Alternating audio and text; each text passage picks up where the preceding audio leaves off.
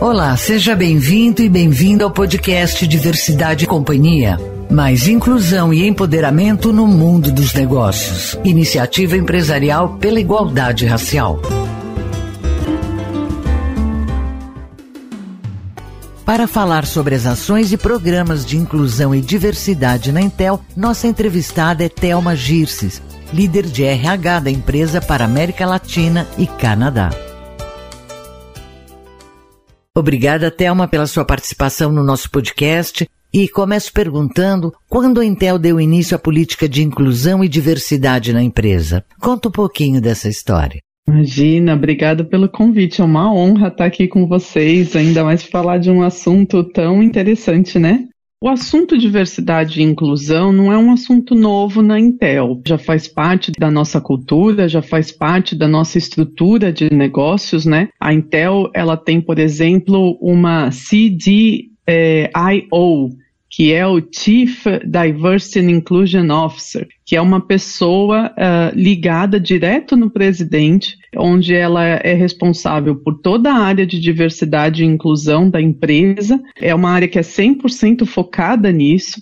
Então não é uma área que está embaixo do RH, como em várias empresas que a gente vê, mas sim uma área totalmente independente, que a Intel acredita que diversidade e inclusão faz parte dos negócios, faz parte da estrutura de negócios que a gente tem hoje e é um dever de todos. A gente, por exemplo, tem os nossos grupos de funcionários, né, que são as comunidades da Intel que se juntam para debater esse tema. São mais de 30 grupos no mundo todo, onde as pessoas fazem isso por amor à causa mesmo, por dedicação a uma causa e não porque faz parte do job delas, do trabalho delas principal. E esses grupos de afinidade, eles existem, por exemplo, a gente tem grupo de o que a gente chama de iGlobe, que é LGBT+, ele já tem mais de 25 anos. A gente tem o WIN, que é de equidade de gênero, tem mais de 15 anos. Então, é um assunto que há um tempo a gente já fala sobre isso. Em 2018, a gente começou um processo de transformação da nossa cultura e a gente incluiu um valor muito importante como um dos principais valores da Intel, que é o valor inclusão. Então, isso é para ter uma ideia de como a gente leva a sério esse tema, faz parte, né, do trabalho de todos os 110 mil funcionários no mundo todo. Todo mundo é avaliado por todos os nossos valores, inclusive por inclusão. Então, acho que esse é um pouquinho do histórico da Intel. E como estão estruturadas hoje as ações de incentivo à diversidade e quais são as principais práticas de inclusão racial da companhia? A empresa, no ano passado, anunciou as nossas metas de responsabilidade corporativa para 2030. E nessas metas, uma delas foi aumentar a presença de mulheres em cargos técnicos para mais de 40%, aumentar também o número de mulheres e minorias subrepresentadas em cargos de liderança sênior. A Intel entende as minorias subrepresentadas, entraria aqui também a diversidade racial. A empresa também investiu mais de 300 milhões globalmente para acelerar a diversidade e inclusão, não só na empresa, mas em todo o setor de tecnologia. A gente faz um estudo anual de equidade salarial com uma consultoria externa no mundo todo, para garantir que a gente não tenha nenhuma diferença na remuneração entre funcionários de diferentes gêneros, raça, etnia, desempenhando funções iguais ou funções semelhantes. Então, hoje a gente pode dizer que a gente tem uma equidade salarial no mundo todo. Outras ações que a gente faz também, a gente trabalha muito na geração de conhecimento e educação interna dos nossos funcionários. A gente treinou, por exemplo, todos os líderes da nossa empresa através de um workshop de líderes inclusivos, que foi muito bacana para eles entenderem o que era ser um líder inclusivo. Mudamos todo o nosso processo de contratação para a gente ter painéis com aprovadores diversos. Isso significa que um gerente, dono de uma vaga, não é só ele quem toma a decisão de quem ele contrata, ele precisa construir um painel de entrevistadores com pelo menos 3 pessoas além dele, que sejam pessoas diversas, de áreas diferentes, de background diferentes, de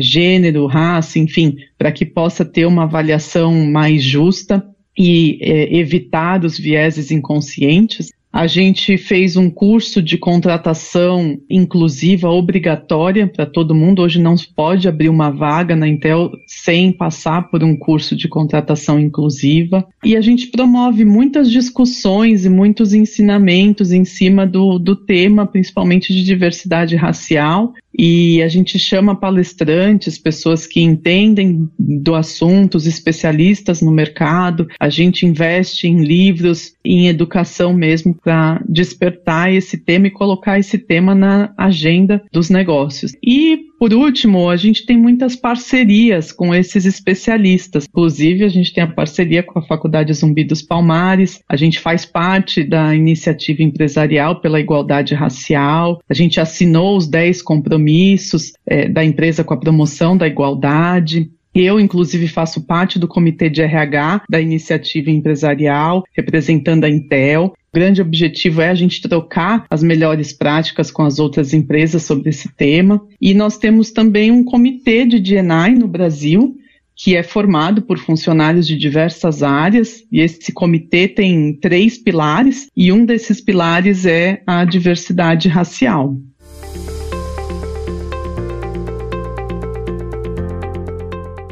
Em 2020, a Intel lançou um índice global de inclusão para mensurar e estimular a diversidade na cadeia de fornecedores da área de tecnologia.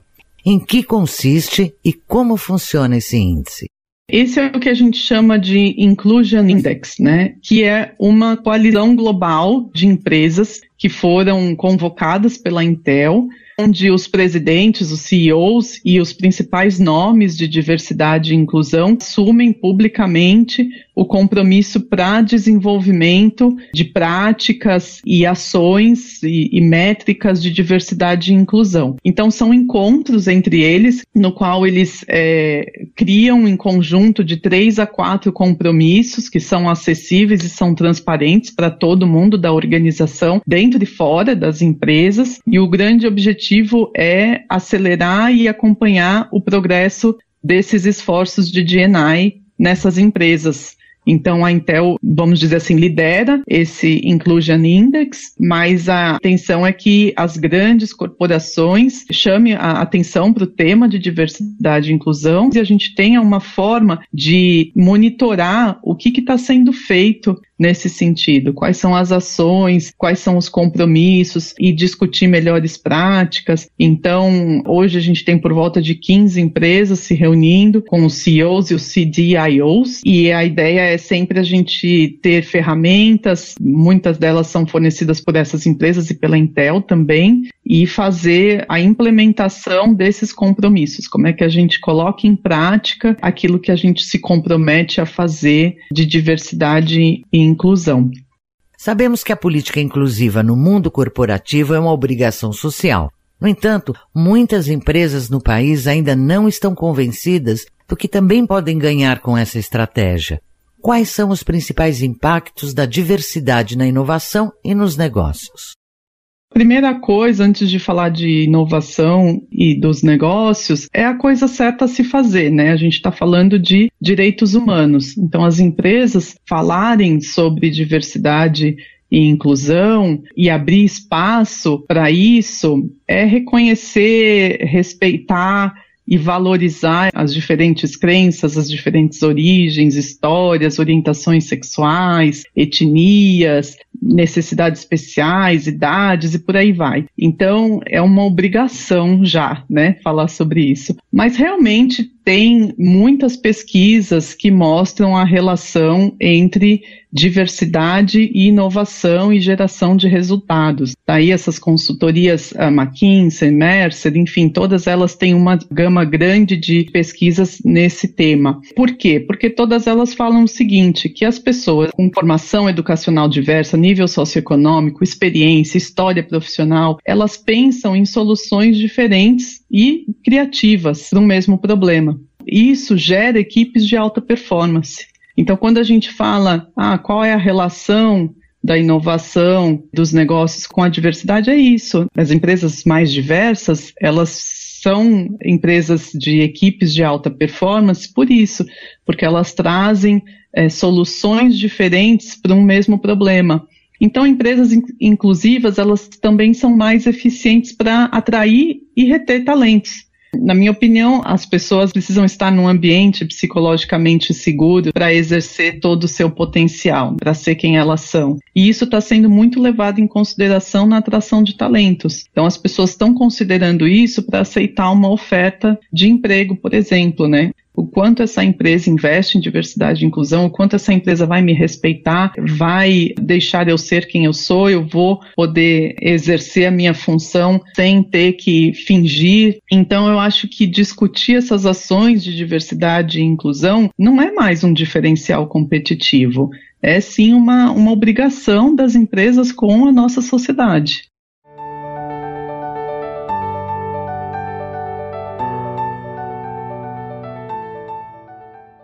Uma pesquisa recente da revista Você RH mostrou que mais de 60% das empresas brasileiras ainda não têm uma estratégia bem definida sobre políticas de inclusão e diversidade. Com a sua experiência na liderança da condução dessa jornada na Intel, o que você tem a dizer para quem está começando a caminhar nessa estrada?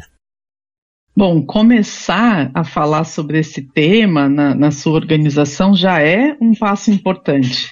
Abrir espaço para ter diversidade e inclusão como pauta na agenda dos negócios e nas discussões estratégicas com a liderança e com os funcionários já é um ótimo começo. Outras sugestões são, por exemplo, criação de comitês de funcionários por afinidade ao tema. Isso ajuda bastante a debater assuntos que são de afinidade dos funcionários e os próprios funcionários trazem muitas ideias, muitas ações para as empresas. Parcerias com organizações e consultorias que trabalham com a diversidade. Tem muita gente boa no mercado, muitos especialistas, muita gente que conhece o tema profundamente, pode ajudar as empresas. Eu acho que quando a gente fala de diversidade e inclusão, a gente precisa estudar muito, tem muita coisa que a gente precisa levar em consideração, a nossa história, a história do nosso país, a forma como a gente olha a diversidade hoje é muito diferente, como a forma como os nossos pais viam, os nossos avós viam diversidade. Eu acho que isso exige muita leitura e promover esse conhecimento e esses estudos para a empresa é muito importante. E hoje a gente está na era do conhecimento. Eu acho que o dia que a diversidade já fizer parte da nossa cultura e for algo natural do ser humano, for algo natural de todas as nossas relações, os nossos sistemas justos, a gente não vai mais precisar de uma área de D&I nas empresas. A gente não vai precisar mais de ações e metas específicas para isso. D&I vai fazer parte do nosso DNA. Vai ser presente no comportamento do ser humano. E a gente está caminhando para isso. A gente já evoluiu muito na questão de diversidade e inclusão, mas hoje ainda é necessário ter uma área nas empresas, e eu recomendo que as empresas tenham uma área dedicada à diversidade e inclusão para realmente trazer esse tema e discutir ações de como a gente pode ajudar a sociedade e ajudar a nossa empresa também a trabalhar esse assunto. No começo da nossa conversa, você comentou sobre a participação da Intel na iniciativa empresarial pela igualdade racial. Na sua avaliação, quais têm sido os benefícios para a empresa dessa experiência no movimento? Olha, são muitos, e eu acho que a gente tem uma obrigação de fazer parte de algum movimento, e esse é um excelente, para que a gente consiga ajudar essa transformação da sociedade. Por quê? Porque hoje a gente tem muitas pesquisas que trazem dados alarmantes sobre a realidade brasileira em relação à diversidade racial. Se a gente começa pela representatividade de negros dentro das empresas, você já assusta. O IBGE hoje diz que a população brasileira, 56% se identifica como negros, pretos ou pardos. Mas quando a gente olha para dentro do universo corporativo, a gente não vê essa representatividade na mesma proporção. Se a gente olha a distribuição de renda, a situação fica pior ainda. O próprio IBGE fala que na parcela social do 1% mais ricos do Brasil, 79% são brancos. E quando você olha os 10% mais pobres, 75% são negros. Então alguma coisa está errada aí, né? Está muito errada. As mulheres negras hoje ganham, em média, 159% a menos que os homens brancos no Brasil. Isso é um absurdo.